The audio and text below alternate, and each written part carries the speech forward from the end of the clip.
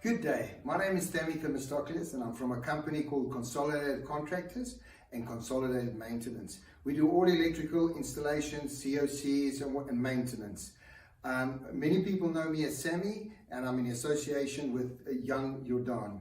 Today I just want to give you a few tips on what to do when you call out an electrician to do a COC. What is very important that you check that that you register with the Department of Labor and that it's valid in a valid period, because we're allowed to register for 1 year or for 3 years, so you just check the dates. Also, when doing a COC, there's quite a lot of tests involved and it's very time consuming. It can take up to 2 hours a test because we climb into ceilings, we check every light, every switch, the distribution board, plugs, as I'll show you a few of the items that we do today.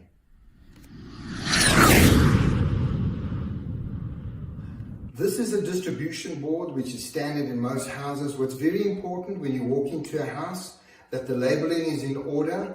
As we see, there's labels over here, but very important is that every house has to have an earth leakage, which is a main switch which protects the owner from any earth faults at all. What must have is, you see this white button over here, we've got to test it regularly, probably every 2 months, just to make sure that it is in order. Another very important factor is that the labeling and the printing from the manufacturers is on the circuit breakers, irrespective of the circuit breaker working or not. If there is no information printed on the circuit breaker, it becomes illegal and has to be changed.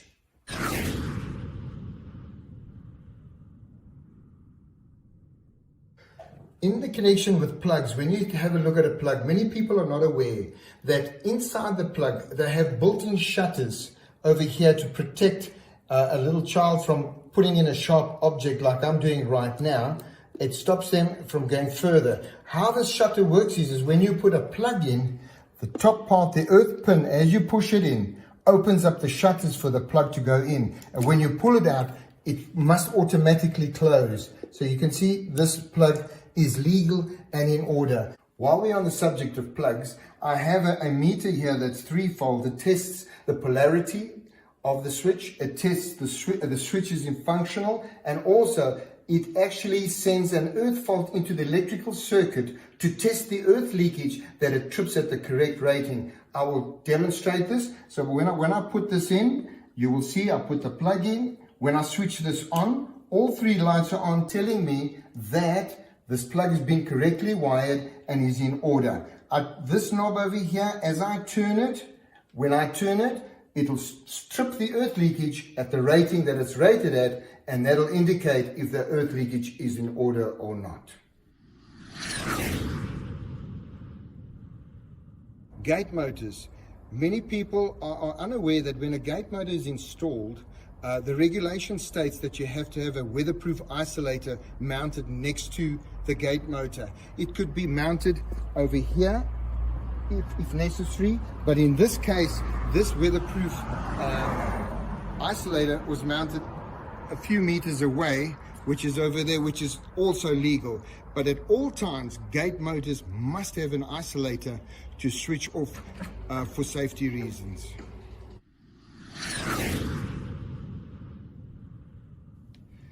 COC certificates. It's a very, very important document, and if you have a look at it, very detailed. A lot of boxes have to be ticked off here. In connection, if you have a look, it requires what kind of connection it is, if there's an earth terminal, what voltages there are, the Ka reading, earth loop, and also if we have a look on this side of the page, it tells you if it's an existing or if it's a new, and also how many plugs, how many lights. Very important. You have to count the number of lights, the number of plugs, and the circuits on the board to verify the circuit. And then also over here, you've got questions that you've got to answer, like if, for example, if the material is SABS approved, and also is it according to regulations, because we verify this and we sign declarations that we've inspected everything. And on the bottom here also is the readings that is required, so that if council needs to see it, or any person, they can see that the readings that are recorded are within the safety range. Very important factor to note is that on page 2 and point 3, note 3, is that all geysers, stoves, light fittings, and air conditioners do not fall part of the COC. That falls under the appliance category. Only the electrical certificate feeding and supplying electricity to these appliances fall under the COC. What I've shown you is just part of the COC inspection.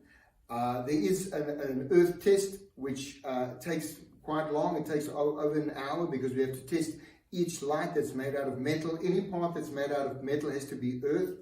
And there's certain regulations that tie in with that. But if there's any more information that you need to get, please contact me on 082-414-2079, or you can email me on thermo@netactive.co.za. Thank you very much.